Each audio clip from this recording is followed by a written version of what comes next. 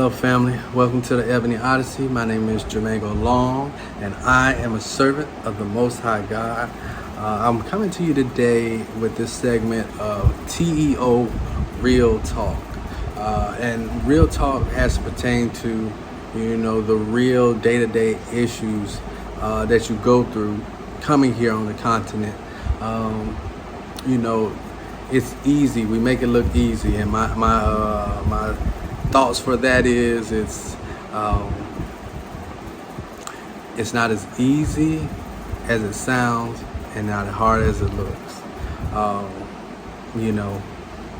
Because people from the outside, they look in and they say, hey, he got this going and we did this. But on this part of it, you got to talk about the background stuff, because my wife came here.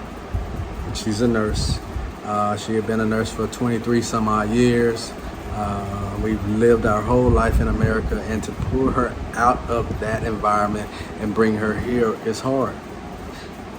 It was hard on me and it's hard on her. And I know she's going to share her journey going forward, and you guys will be able to hear her side of it.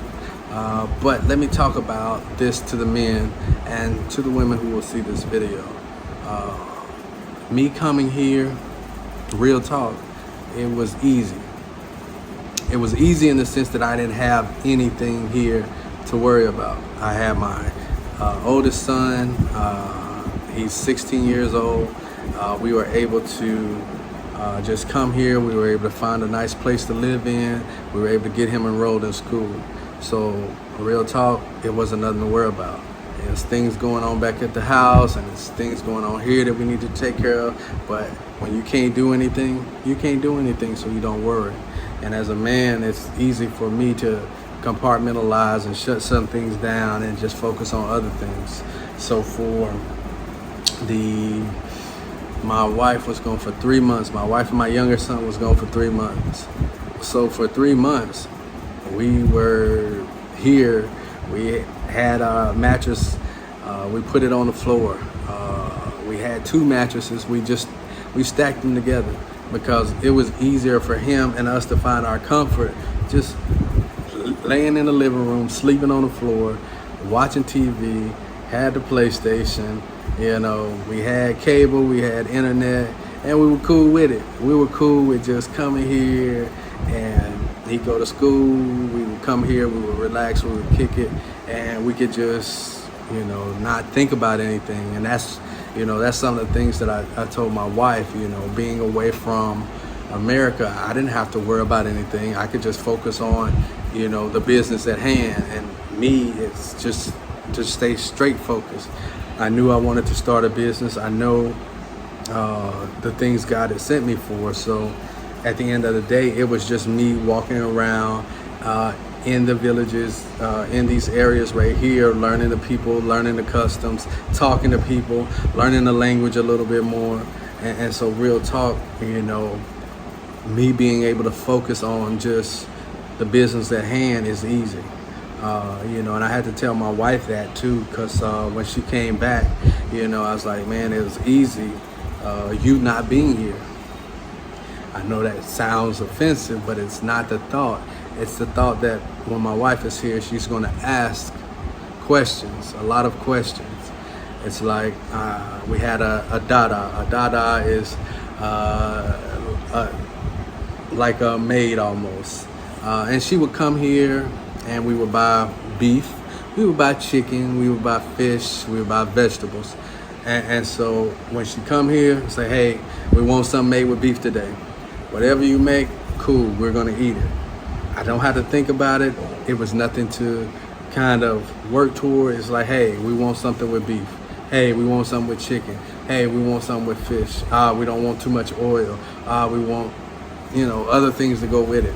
But, that's the realness of it, and that's the simplicity of it, because we don't have, me and my son, us as men, we didn't have a whole lot of desires. And so my wife coming back, it's a blessing that I have my wife, and I love my wife dearly. But my wife coming back, it was like, hey, man, let me get my butt up and get this house in order. Man, we had a TV stand built. We had couches built.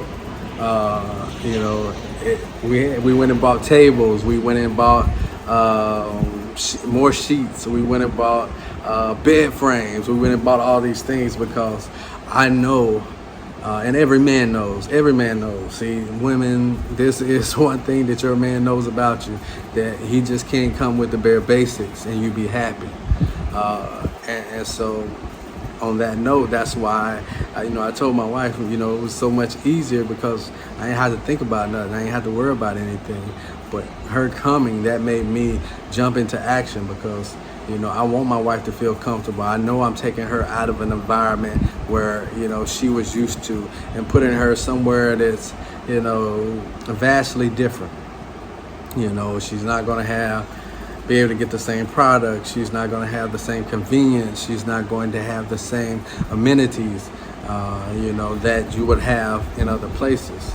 And that's a big change. And anybody coming over here and thinking of making this journey, they have to count the cost of everything. And that was a very high price to pay. And I'm thankful that my wife was willing to pay that price and sacrifice and give up some of the things that she had in America to be here and live and grow with us. Because real talk, she ain't have to do it. So yeah, just trying to be honest. I'm just trying to be transparent. Things aren't always as easy as they sound, and it ain't always as hard as it looks. But it does take a lot of effort, and it takes a lot of sacrifice, and it takes a lot of understanding. So, growing, we're growing as a couple. We've been married 16 years, and we're still growing. We're still learning each other, and this is a better environment to learn each other because we don't have any distractions. We don't have a job pulling us away from each other. You think about how many things that come into play. So, you have a job. If you're going to church, you have your church. You have your kids' events, extracurricular, AAU, baseball, soccer, whatever you might have. Those are separate things. You have your boys, you have your girls. That's the thing. And then you get to be together. So you're splitting yourself between 5, different things, and then you're coming together and you're trying to, give that 20%, to your significant other. But when you come here, you get a time to kind of step back from all of that. Now you can give somebody almost 80 to 100%. Of your time and of your focus, and that's kind of eye-opening. That's kind of scary because it's like, where are you going to place all that extra energy, or do you even want to give that type of energy up to that person? Do you want to serve that person in that capacity? And that's the same with anything. So like I say, guys, this is going to be a new segment that we're going to start going forward. TEO Real Talk, and we're just going to give you that raw, uncut feeling of us getting here, getting to this point, and us telling the story on our journey. Okay, so I thank you. I appreciate you for coming along. I would really hope that you guys would take a second and subscribe, and we're going to share more content going forward. So, and as always, enjoy your journey and enjoy the day. Thank you.